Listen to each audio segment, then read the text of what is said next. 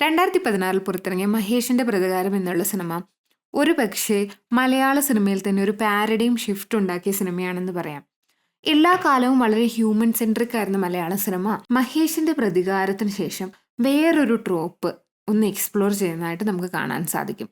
അതുവരെ ഉണ്ടായിരുന്നത് നമ്മൾ കണ്ടത്, സ്പെഷ്യലി 2000s നമ്മൾ കണ്ടത്, പുരുഷന്റെ ഹീറോയിസം എന്നുള്ള വളരെ പ്യുവറായ ഇൻറ്റൻഷൻസ് ഉള്ളൊരു ഹീറോയും അയാളുടെ ഹീറോയിസവും അയാളെ ഹീറോ വേർഷിപ്പ് ചെയ്യുന്ന ഒരു പറ്റം ആൾക്കാരും എന്നുള്ളൊരു ട്രോപ്പാണ്. പണ്ട് കാലത്ത് അങ്ങനെ ഒരു ട്രോപ്പും അങ്ങനത്തെ ഒരു ഇതും വരാൻ കാരണം പ്രൈമറിലി സിനിമ കാണാൻ പോകുന്ന ആളുകൾ പുരുഷന്മാരായിരുന്നു എന്നുള്ളത് കൊണ്ടാണ്. അപ്പോൾ ആ ഒരു മെയിൽ ഓഡിയൻസിനെ അട്രാക്റ്റ് ചെയ്യുന്ന രീതിയിലുള്ള സിനിമകളാണ് എപ്പോഴും എടുത്തിരുന്നത്.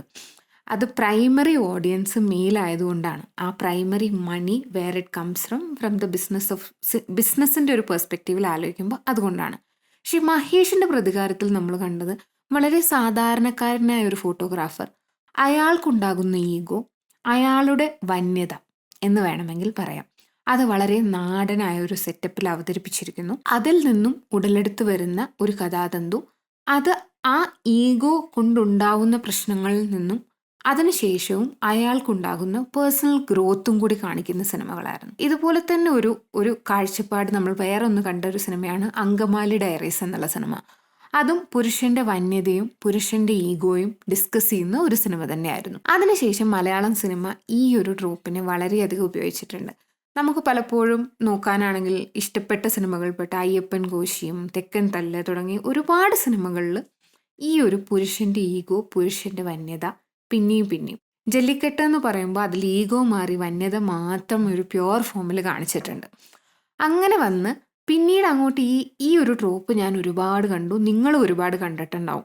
ഈ വീഡിയോയിൽ ഞാൻ പറയുന്ന പല കാര്യങ്ങളും എൻ്റെ ഒരു പേഴ്സണൽ ഒപ്പീനിയനാണ്.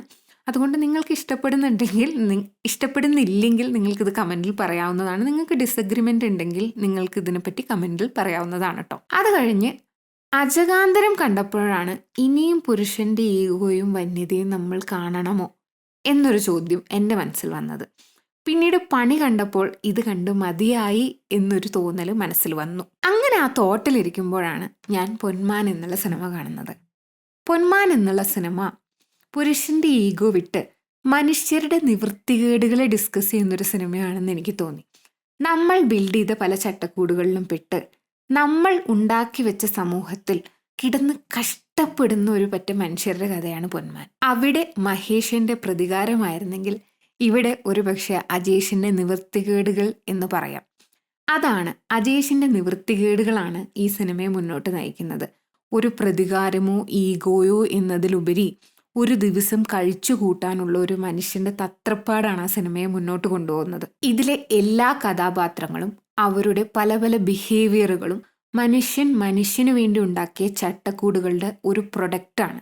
ആ സിസ്റ്റത്തിന്റെ ഒരു പ്രൊഡക്റ്റാണ് എല്ലാ മനുഷ്യരും ഇതിൽ കാണിച്ചു കൂട്ടുന്ന പല കാര്യങ്ങളും. വിവാഹം ഒരു ജീവിത ലക്ഷ്യമായി കണ്ട് ജീവിക്കുന്ന സ്ത്രീകൾ, അവരെ വിവാഹം കഴിപ്പിച്ചു വിടേണ്ടത് തങ്ങളുടെ ഉത്തരവാദിത്തമാണെന്ന് വിശ്വസിച്ച് ജീവിക്കുന്ന ഒരു പറ്റം പുരുഷന്മാർ, അതിൻ്റെ ഇടയിൽ കിടന്ന് ബുദ്ധിമുട്ടുന്ന, ജോലിക്ക് വേണ്ടി ദിവസവും നിത്യേനയുള്ള ജോലി ചെയ്ത് പണം സമ്പാദിക്കാനായി കഷ്ടപ്പെടുന്ന അജേഷ്, ഇവരെല്ലാം നമ്മൾ ബിൽഡ് ചെയ്ത സിസ്റ്റത്തിന്റെ വിക്ടിംസ് ആണ്.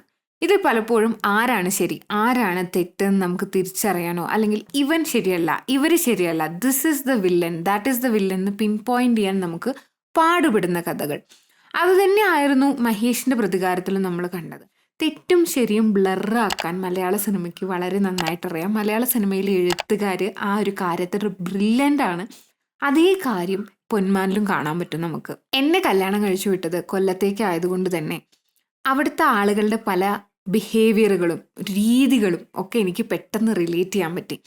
ഞാൻ മലപ്പുറത്തു നിന്നാണ് വരുന്നത്. അപ്പോൾ ഒരു കാര്യം പറയണമെന്നുണ്ടെങ്കിൽ അയ്യോ അപ്പേ അതെന്താ അങ്ങനെ പറയണ വീട്ടുകാരുടെ അടുത്തുനിന്ന് ഒരു കാര്യം പറയണമെന്നുണ്ടെങ്കിൽ മുഖത്തടിച്ച പോലെ സ്ട്രേറ്റ് ഫോർവേഡായിട്ട് കാര്യങ്ങൾ പറയുന്ന ആൾക്കാരാണ് അവിടെ ഉള്ളവർ. മരിയാനോ എന്നുള്ള കഥാപാത്രത്തിൻ്റെ അമ്മ കല്യാണത്തിൻ്റെ ടേംസ് സ്റ്റെഫിയുടെ വീട്ടിൽ വന്ന് സംസാരിക്കുന്ന രംഗമൊക്കെ ഇന്നിന്ന കാര്യങ്ങളാണ്, ഇന്നിന്ന കാര്യങ്ങൾ നടന്നില്ലെങ്കിൽ വി ആർ നോട്ട് ഇൻട്രസ്റ്റഡ്, അതിൽ പ്രത്യേകിച്ച് ഷുഗർ കോട്ടിങ് ഇല്ലാണ്ടാണ് കാര്യങ്ങൾ അവതരിപ്പിക്കുന്നത്. അതിൽ ആകെക്കൂടെ ഡിസെപ്ഷനുള്ള ഒരേ ഒരാളെ ബിഹേവ് ചെയ്യുന്നുള്ളൂ ഡിസെപ്റ്റീവായിട്ട്. അത് സ്റ്റെഫിയുടെ അമ്മയാണ്. സ്റ്റെഫിയുടെ അമ്മയുടെ നിവൃത്തികേടുകളായിരിക്കാം ഒരുപക്ഷെ ആ സ്ത്രീയെ കൊണ്ട് അങ്ങനെ ബിഹേവ് ചെയ്യപ്പെടുന്നത്. വളരെയധികം കള്ളിയായിട്ട് തോന്നുന്ന ഒരു കഥാപാത്രമാണെങ്കിലും ഒരു പോയിന്റ് കഴിയുമ്പോൾ നമുക്ക് പാവം തോന്നും. അതായത് ജീവിതമാണ് അവരെ കൊണ്ട് ഇങ്ങനെ ചെയ്യിപ്പിക്കുന്നത്. ആ ഒരു person may be she is not that person. അവരുടെ ജീവിതത്തിലെ നിവൃത്തികേടുകൾ കൊണ്ടാണ് അവരിങ്ങനെയൊക്കെ ബിഹേവ് ചെയ്യുന്നതെന്ന് നമുക്ക് തോന്നും. പിന്നെ ഞാൻ ഓൺലൈനിൽ ഒരുപാട് കണ്ടത് സ്റ്റെഫി എന്നുള്ള കഥാപാത്രത്തിനുള്ള ബാക്ക്ലാഷ് ആണ്. സ്റ്റെഫി എന്നുള്ള പെണ്ണിന് അവിടെ ഈ വീട്ടുകാരും ബ്രദറും സ്വർണം സംഘടിപ്പിച്ച് തന്ന് ആളെ കെട്ടിച്ചു വിടുന്നതിന് പകരം ഒന്നിനു മാത്രം പോകുന്നൊരു പെണ്ണല്ലേ, അവൾക്ക് സ്വന്തം കാര്യങ്ങൾ നോക്കി ജീവിച്ചൂടെ എന്നുള്ള ചോദ്യം. അജേഷിന്റെ പെങ്ങളൊക്കെ ചെയ്യുന്ന പോലെ അങ്ങനെ ഒരു ജീവിതം ജീവിച്ചൂടെ, അല്ലെങ്കിൽ അവനവന്റെ കാര്യം സ്വയം നോക്കിക്കൂടെ എന്നുള്ള ഒരു ചോദ്യം പലപ്പോഴായി പല ഓൺലൈൻ പ്ലാറ്റ്ഫോംസിലും ഞാൻ സ്റ്റെഫി എന്നുള്ള കഥാപാത്രത്തിനെ പറ്റി കണ്ടു. സ്റ്റെഫി എന്നുള്ള കഥാപാത്രവും അവളുടെ സഹോദരനായ ബ്രൂണോയും നമ്മുടെ പേട്രിയാർക്കൽ സൊസൈറ്റിയുടെ പ്രൊഡക്ട്സ് ആണ്. ഒരു സ്ത്രീ എന്നാൽ ആ സ്ത്രീയുടെ ജീവിതം ഒരു പൊതു മുതലായിട്ടാണ് പലപ്പോഴും പേട്രിയാർക്കൽ സൊസൈറ്റി കാണുന്നത്. അതായത് ആ സ്ത്രീയെ കല്യാണം കഴിപ്പിച്ചയക്കുക എന്നുള്ളതാണ് അവരുടെ ഏറ്റവും വലിയ ഗോൾ. അതിനു വേണ്ടിയിട്ട് എല്ലാവരും കഷ്ടപ്പെടണം. അതിൽ ആ സ്ത്രീക്ക് പ്രത്യേകിച്ച് റോളൊന്നുമില്ലെങ്കിലും ആ സ്ത്രീയാണ് അതിൽ പഴിക്കുക. അതുകൂടാതെ അവരെ ഒരിക്കലും ഒരു സ്വന്തമായ കാലിൽ നിൽക്കാനുള്ള രീതിയിൽ എക്യുപ്പ് ചെയ്യാൻ വേണ്ടിയിട്ട് ഈ സൊസൈറ്റീസ് തയ്യാറല്ല. അതുപോലെ തന്നെ അവരുടെ സഹോദരങ്ങളോ അവരുടെ ലൈഫിലുള്ള ആണുങ്ങൾ ആരാണെങ്കിലും അവര് ഒരു പ്രൊവൈഡർ ആയിട്ടാണ് കാണപ്പെടുന്നത്. അവരുടെ ജോലി നിരന്തരം പ്രൊവൈഡ് ചെയ്യുക എന്നുള്ളതാണ് ഒരു കോൺസെപ്റ്റ് വരുന്നത്. അതിൻ്റെ ഒരു വിക്ടിമാണ് ബ്രൂണോ. ബ്രൂണോയ്ക്ക് നല്ലപോലെ കയ്യിലിരിപ്പുണ്ട്. ബ്രൂണോ കാരണമാണ് ഒരു പക്ഷേ സ്റ്റെഫിയുടെ ജീവിതത്തിലെ കല്യാണവുമായി ബന്ധപ്പെട്ട കുറച്ച് പ്രശ്നങ്ങളെങ്കിലും നടന്നത്. പക്ഷെ മറ്റു കാര്യങ്ങളിലെല്ലാം തന്നെ സ്റ്റെഫി തൻ്റെ ജീവിതത്തിലെ ഫെയിലിയറുകൾക്ക് വേണ്ടിയിട്ട് ബ്ലെയിം ചെയ്യുന്നത് ബ്രൂണോയാണ്. അത് സ്റ്റെഫി എന്നുള്ള ക്യാരക്ടറിൻ്റെ അല്ലെങ്കിൽ ഒരു വ്യക്തിയുടെ ഭാഗത്ത് വരുന്ന ഒരു വീഴ്ചയാണ്. പക്ഷേ അങ്ങനെ ഒരു ജീവിതമല്ലാതെ വേറൊരു ജീവിതം അറിയാത്ത ആളെ സംബന്ധിച്ച് ആള് ചെയ്യുന്നതോ ആള് ചിന്തിക്കുന്നതോ ആണ് ശരി. ഒരു സ്ത്രീയുടെ വിവാഹം അവളുടെ ഭർത്താവിൻ്റെ വീട്ടിൽ നന്നായിട്ടല്ലെങ്കിലും എത്ര ബുദ്ധിമുട്ടിയാലും അവിടെ നിൽക്കുന്നുണ്ടോ എന്നുള്ളത്, ഇതൊക്കെ കുടുംബത്തിൻ്റെ മാനത്തെ ബാധിക്കുന്ന കാര്യങ്ങളായിട്ട് ചുരുക്കിയിരിക്കുകയാണ് ഒരു പേട്രിയാർക്കൽ സൊസൈറ്റിയിൽ. അപ്പം എന്താന്ന് വെച്ചാൽ ഞാൻ പറഞ്ഞ പോലെ അവളുടെ ജീവിതം ഒരു പൊതുമുതലായിട്ട് മാറുകയാണ്. അവർക്ക് പ്രൊവൈഡ് ചെയ്യാൻ ഇപ്പം മാരിയാനോ എന്നുള്ള കഥാപാത്രം എന്തുകൊണ്ടാണ് ഇങ്ങനെ ചെയ്യുന്നത് എന്ന് അതിൽ വ്യക്തമായിട്ട് കാണിക്കുന്നുണ്ട്. അതായത് ആൾക്ക് ഒരു പെങ്ങളെ കെട്ടിച്ചു വിട്ടതിൻ്റെ ആ ഹസ്ബൻഡ് ഇപ്പോഴും വന്നിട്ട് അതിന്റെ ബാക്കി സ്ത്രീധനത്തൊക്കെ ചോദിക്കുകയാണ്. ഇനി ഒരു പെങ്ങളെയും കൂടി കല്യാണം കഴിപ്പിച്ചു വിടാനും ഉണ്ട്. മാരിയാനോയും ഒരു പ്രൊവൈഡർ ആയിട്ടാണ് അതിൽ കാണിച്ചിരിക്കുന്നത്. അങ്ങനെയാണ് നമ്മൾ പുരുഷന്മാരെ ഉണ്ടാക്കി വെച്ചിരിക്കുന്നത്. സ്ത്രീകളെ ഓൾവേസ് ഡിപ്പെൻഡൻ്റ് ആയ ഒരു പൊതു സ്വത്തായിട്ട് എല്ലാവരുടെയും ഇഷ്ടങ്ങൾക്കനുസരിച്ചും അവരുടെ പറയുന്ന ചട്ടക്കൂടുകൾക്കനുസരിച്ചും മാത്രം ജീവിക്കാനുള്ള ഒരു മോൾഡ് കൊടുത്തിട്ടുള്ള ആൾക്കാരായിട്ടാണ് സ്ത്രീകളെ കണക്കാക്കുന്നത്. അജേഷിൻ്റെ സഹോദരി ഒരു പക്ഷേ പുറത്തിറങ്ങി ജോലി ചെയ്യുന്നത് അജേഷ് വീട്ടിൽ ആ സ്പേസ് കൊടുത്തത് കൊണ്ടായിരിക്കാം.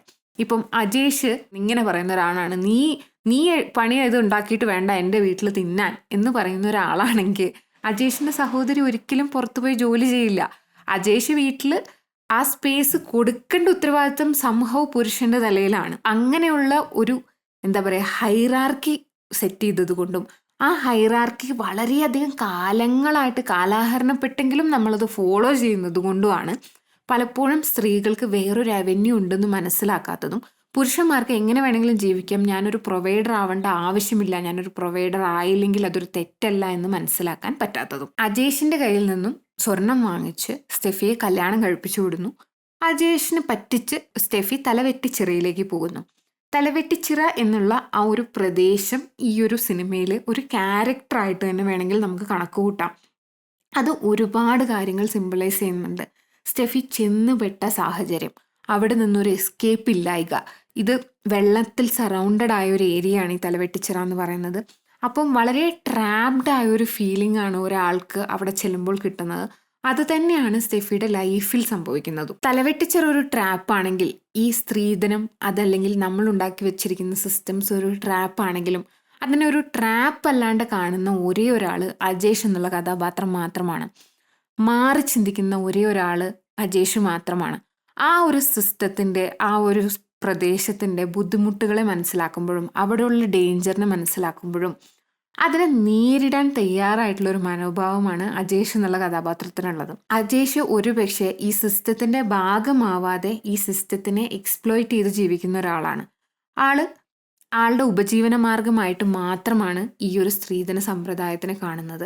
ആൾക്കതിൽ താല്പര്യമുണ്ടോ? ഇല്ല. പക്ഷെ ആളതിൽ നിന്നും പ്രോഫിറ്റ് എടുക്കാൻ ശ്രമിക്കുന്ന ഒരാളാണ്. അതുകൊണ്ട് തന്നെ മാരിയാനോ എന്ന് പറയുന്ന ആളുടെ നിവൃത്തികേടുകൾ മനസ്സിലാക്കിയിട്ടാണ്, അയാൾ ഈ സിസ്റ്റത്തിന്റെ ഒരു പ്രൊഡക്റ്റ് ആണെന്ന് മനസ്സിലാക്കിക്കൊണ്ടാണ് ഒരു മനുഷ്യൻ എന്ന രീതിയിൽ അജേഷ് ആളെ അപ്രോച്ച് ചെയ്ത് നോക്കുന്നത്. പക്ഷെ മാരിയാനോയുടെ നിവൃത്തികേടുകൾ മാരിയാനോയുടെ ശരികളെക്കാളും വലുതാണ്. മാരിയാനോയ്ക്ക് ആ തെറ്റുകളെ എന്താ പറയുക, വെളുപ്പിക്കാനായിട്ട് മാരിയാനോന്റെ കയ്യിൽ കുറേ റീസൺസ് ഉണ്ടെന്നും ഒരു ബിഗ്ഗർ പേഴ്സൺ അല്ല മാരിയാനോ എന്നുള്ളതും അജേഷ് തിരിച്ചറിയുന്നുണ്ട്. പക്ഷെ മെന്റലി അജേഷ് മാരിയാനോനെക്കാളും എന്തുകൊണ്ടും സ്ട്രോങ് ആണ്. ആള് മാരിയാനോയിൽ നിന്നും നേരിടുന്ന റെസിസ്റ്റൻസിനെ അജേഷ് വളരെ ക്ലെവർലി ആണ് നേരിടുന്നതായിട്ടാണ് കാണിച്ചിരിക്കുന്നത്. ഒരു പക്ഷേ നമ്മൾ അങ്ങനത്തെ സിസ്റ്റത്തിനോട് നേരിട്ട് നിന്ന് പൊരുതാൻ തയ്യാറായാൽ മാത്രമേ മാറ്റങ്ങൾ ഉണ്ടാവുകയുള്ളൂ. ഇപ്പോൾ ഒരു പെൺകുട്ടി തീരുമാനിക്കുകയാണ് സ്ത്രീധനം മേടിച്ച് ചോദിച്ച് കല്യാണം കഴിക്കുന്നത്. ഇപ്പം ഞാൻ കൊല്ലത്തേക്കാണ് കല്യാണം കഴിച്ചു വിട്ടത്. അവിടെ വളരെ പ്രിവലൻ്റ് ആണ് സ്ത്രീധനം എന്നുള്ള സമ്പ്രദായം.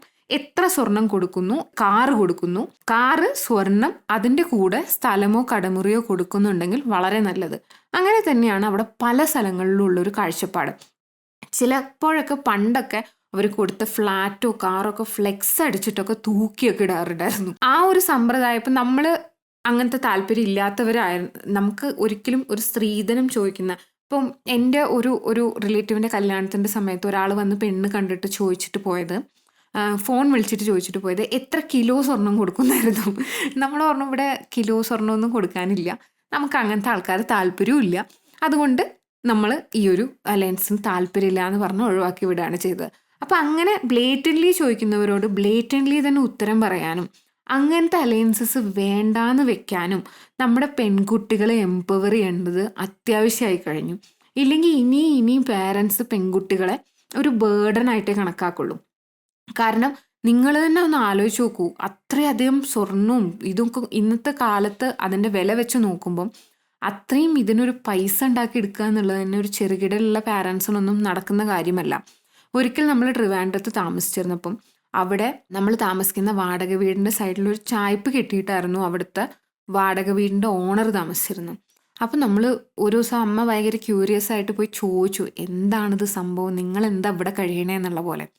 അപ്പോൾ പറഞ്ഞു, കല്യാണത്തിൻ്റെ സമയത്ത് മകൾക്ക് വീട് എഴുതി കൊടുത്തു, കുറച്ച് കഴിഞ്ഞപ്പോൾ മരുമകൻ വന്ന് വീട് വാടകയ്ക്ക് കൊടുക്കുകയാണ്, ഇവിടെ നിന്ന് നിങ്ങൾ ഇറങ്ങണം എന്ന് പറഞ്ഞു. അപ്പം ഞാനും ഹസ്ബൻഡും അവർക്കൊരു ഇളയ മോനും കൂടി ഉണ്ട്, ഞങ്ങൾക്ക് വേറെ വഴിയില്ലാത്തതുകൊണ്ട് ഇതിൻ്റെ സൈഡിൽ ചായ്പ് കെട്ടി താമസിച്ചോട്ടെ എന്ന് ചോദിച്ചു. അവർ ഓക്കെ പറഞ്ഞു. അങ്ങനെ ഞങ്ങളിവിടെ ആയതാണെന്ന് പറഞ്ഞു. പക്ഷെ അവരതൊരു കുറ്റമായിട്ടോ അവരതൊരു ഡ്രോബാക്കായിട്ടോ കണക്കിലെടുക്കുന്നില്ല. അങ്ങനെയാണ് ആ രീതി, ആ സിസ്റ്റം അങ്ങനെയാണ്, അതുകൊണ്ട് ഞങ്ങൾ അതിൽ ജീവിക്കുന്നു എന്നുള്ള രീതിയിലാണ്. ഇത് ഒരുപാട് വർഷങ്ങൾക്ക് മുന്നുള്ള സംഭവമാട്ടോ. ആ ഒരു സിസ്റ്റത്തിനോട് ഇനി വരുന്ന തലമുറയെങ്കിലും എതിർത്താൽ മാത്രമേ മാറ്റം ഉണ്ടാക്കാൻ സാധിക്കുകയുള്ളൂ. അജേഷിനെ പോലെ ചെറുത്തുനിൽപ്പിന്റെ 1-2 ആളുകൾ ഉണ്ടായിട്ട് കാര്യമില്ല. സ്റ്റെഫിയെ പോലെ മാറ്റം വരണം എന്ന് തിരിച്ചറിഞ്ഞ് സ്റ്റെഫി ബ്രൂണോനെ ഹഗ് ചെയ്യുന്നൊരു സീനുണ്ട് അജേഷിന്റെ സഹോദരിയെ കണ്ട് തിരിച്ചു വരുമ്പോൾ. അത് വളരെ നല്ലൊരു സീനാണെന്ന് എനിക്ക് എപ്പോഴും തോന്നിയിട്ടുണ്ട്. അത് ആ കുട്ടി മനസ്സിലാക്കുകയാണ്, ഞാനും പ്രൊവൈഡ് ചെയ്യണമായിരുന്നു, ഞാൻ വീട്ടിലിരുന്നിട്ട് കാര്യമില്ല, എൻ്റെ കാര്യം നോക്കാൻ എനിക്ക് തൻ്റെ ഇടം വേണം. ബ്രൂണോ തൻ്റെ ഷോർട്ട് കമ്മിങ്സ് മനസ്സിലാക്കുന്ന ഒരു ഇമാജിനറി ആയിട്ടുള്ള ഒരു പാർട്ടിക്ക് വേണ്ടിയിട്ട് സ്വന്തം ജീവിതം ഹോമിക്കരുത് എന്ന് മനസ്സിലാക്കുന്നത്, ഈ മനസ്സിലാക്കാനെല്ലാം കേറ്റ്ലിസ്റ്റ് ആവുന്നത് അജേഷ് എന്നുള്ളൊരു കഥാപാത്രം. ബേസിൽ ജോസഫിന് ഇനി എന്ത് അവാർഡ് കൊടുത്താലും തികയില്ല, അത്രയും നന്നായിട്ടാണ് അത് അഭിനയിച്ചിരിക്കുന്നത്. നമുക്ക് അജേഷ് എന്നുള്ള കഥാപാത്രത്തിനോട് എന്തെന്നില്ലാത്ത ഇഷ്ടം തോന്നും. കാരണം ആ കഥാപാത്രം ഒറ്റൊരാളാണ് ഈ എല്ലാ ക്യാരക്ടേഴ്സിനും ഒരു തിരിച്ചറിവ് കൊടുക്കുന്നത് എന്നുള്ളത് കൊണ്ട് തന്നെ ഒരു പക്ഷേ മെരിയാനോയ്ക്കും ആ കഥാപാത്രത്തിന് കണ്ടുമുട്ടിയത് ആ സിനിമയിലൊരു തിരിച്ചറിവ് തന്നെയായിരിക്കും. പക്ഷെ റിയാലിറ്റി അങ്ങനെയൊന്നുമല്ല. അജേഷുകളോട് നമ്മുടെ സമൂഹം വളരെ ക്രൂരമായിട്ടാണ് പെരുമാറപ്പെടുന്നത്. അത് ശരിക്കുമുള്ള അജേഷിന്റെ കഥ നിങ്ങൾ അറിഞ്ഞാൽ തന്നെ ആളെപ്പറ്റി ഒരു വിവരവും ഇല്ല ഇപ്പോഴും എന്നുള്ളത് അറിയുമ്പോൾ തന്നെ നമുക്കത് മനസ്സിലാക്കാൻ പറ്റും. ചെറുത്തുനിൽപ്പുകൾ പലപ്പോഴും സമൂഹം തിരിച്ചൊപ്രസ് ചെയ്യാനേ ശ്രമിച്ചിട്ടുള്ളൂ. അത് സിനിമയിലെങ്കിലും പോസിറ്റീവായിട്ട് പോട്ടെ, അല്ലേ? അങ്ങനെ ഒരു ഇത് കാണിക്കുന്നത് ഒരു മനുഷ്യന്റെ ഈഗോയോ ഒരു മനുഷ്യന്റെ വന്യതയോ അല്ലാണ്ട് സാധാരണ ജീവിതത്തിലെ നിവൃത്തികേടുകൾ നന്നായിട്ട് കാണിക്കുന്ന നല്ലൊരു സിനിമയായിരുന്നു പൊന്മാൻ. എനിക്ക് തോന്നുന്നു ഇനി വരും കാലങ്ങളിൽ മേ ബി ഒരുപാട് അപ്രീഷിയേഷൻ കിട്ടാൻ പോകുന്ന, മലക്കോട്ടെ വാലിബന് പലരും അങ്ങനെ പറയുന്നുണ്ടായിരുന്നു, വരും കാലങ്ങളിൽ ഇനി അപ്രീസിയേഷൻ കിട്ടാൻ പോകുന്ന ഒരു സിനിമയാണിത്. അതുപോലെ തന്നെ വരും കാലങ്ങളിൽ അതിൻ്റെ കൂടെ ഒരു ലൈറ്റ് ഹിന്റ് ഓഫ് റൊമാൻസ്, അത് അവർ ചളമാക്കാണ്ട് ആ റൊമാൻസ്, കാരണം ആ റൊമാൻസ് ബിൽഡ് ചെയ്യാനൊന്നുള്ള സമയം ആ സിനിമയിലില്ല. അത് വേണമെങ്കിൽ നടക്കാം, വേണ്ടെങ്കിൽ വേണ്ട എന്നുള്ള പോലത്തെ ഒരു റൊമാൻസാണ്. അതെല്ലാം വളരെ ഭംഗിയായിട്ട് കാര്യങ്ങൾ പറഞ്ഞു വെച്ച, വളരെ ഭംഗിയായിട്ട് എഴുതിയിട്ടുള്ളൊരു സിനിമയാണ് പൊന്മാൻ. സത്യം പറഞ്ഞാൽ കണ്ടപ്പോൾ മനസ്സ് നിറഞ്ഞ് എനിക്ക് വളരെയധികം സന്തോഷം തന്നൊരു സിനിമയാണ്. ഇനി വരും കാലങ്ങളിൽ പൊന്മാന് നമ്മൾ വിചാരിക്കുന്നതിനേക്കാളും കൂടുതൽ അപ്രിസിയേഷൻ കിട്ടും എന്ന് തന്നെയാണ് എനിക്ക് തോന്നുന്നത്. പിന്നെ നമ്മുടെ പല നിസ്സഹായാവസ്ഥകളുടെയും കാരണം നമ്മൾ തന്നെ ഉണ്ടാക്കുന്നതാണെന്നും ദൈവത്തിന് പോലും അതിൽ കൈക്കടത്താൻ പരിമിതി ഉണ്ട് എന്നും കൂടെ പറഞ്ഞു വെക്കുന്ന ഒരു സിനിമയാണ് പൊന്മാൻ. നിങ്ങൾക്ക് ചാനൽ ഇഷ്ടപ്പെടുന്നു എന്നുണ്ടെങ്കിൽ please subscribe to our channel and click the bell icon. നിങ്ങൾക്ക് ഇതിൽ എന്തെങ്കിലുമൊക്കെ എതിരഭിപ്രായങ്ങളോ നല്ല അഭിപ്രായങ്ങളോ ഉണ്ടെങ്കിൽ കമൻറ്റിൽ പറയാവുന്നതാണ്. ബൈ.